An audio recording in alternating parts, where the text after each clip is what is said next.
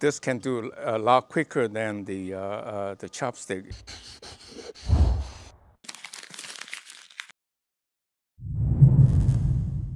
Hi, I'm miltonchang of Bonsaiheirloom. I was reminded that I should remind you to click like if you see my video is informative, and please tell a friend about our channel so that we can increase our audience to create a bigger Bonsaiheirloom community. Before I go into the Q&A, I also want to say that I apologize that I got over exuberant to tell you about my new pot idea in the sense of the drainage hole on the side idea. Pots will not be ready until towards the end of the year. So the question is, what do you do in the meantime? What I would suggest is you be very constructive to do some experiment on your own. You can take your aluminum tray, which is used for cooking, and poke a hole in it. And you can poke holes at various heights to suit your environment, your condition, your growing habit, or your watering habits, to see how they work out for you. And I think the point is that people worrying about drowning the tree, which is a legitimate concern. But if you think of it, the hose is only about this high, and the bottom is filled with soil. There's really not much water being retained, but will be retained for an hour or two, maybe a half a day, but gets soaked up by the rest of the root ball. So you're really not going to drown the tree, even though if there's no hole in the bottom. Again, don't take my word for it, but experiment.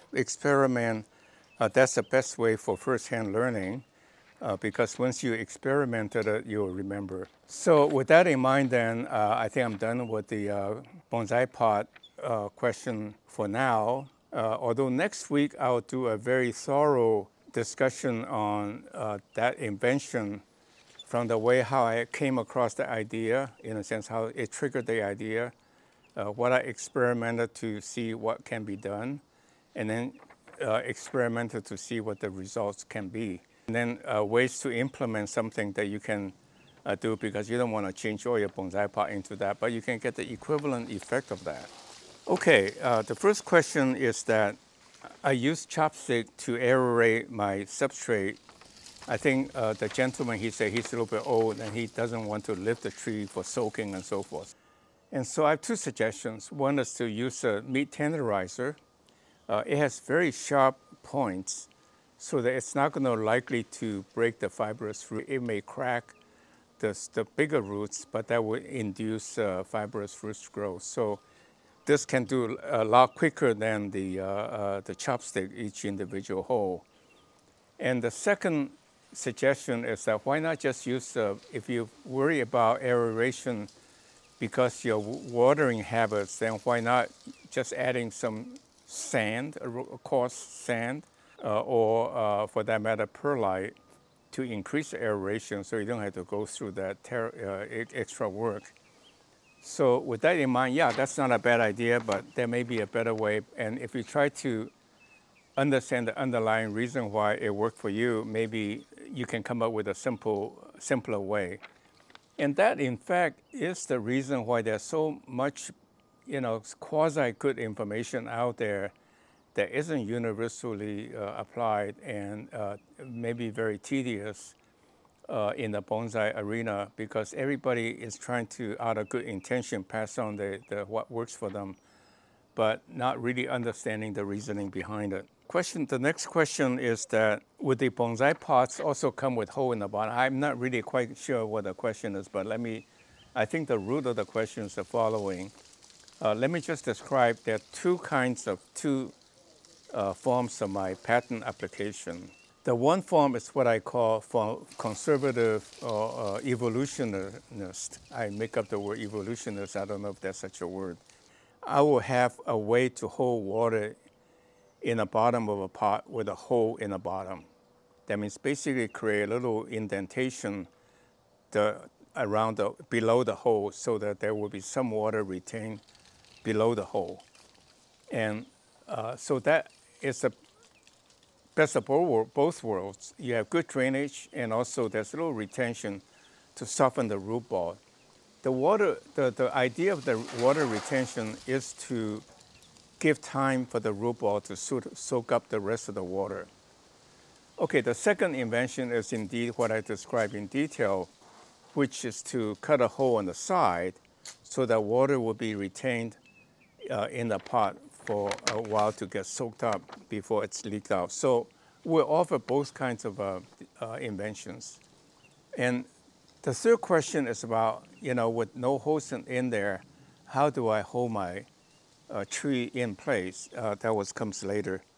And the point is that we will have a mechanism to hold down your tree in a very sturdy way.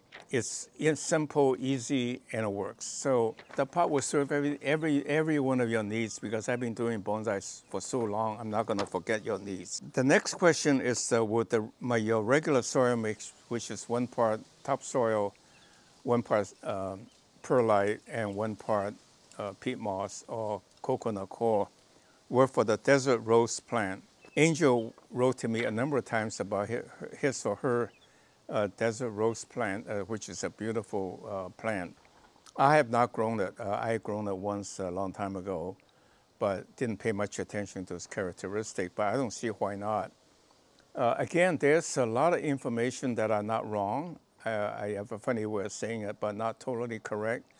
Like everyone would tell me, and me included for a long time, that cactus and succulents should be kept dry.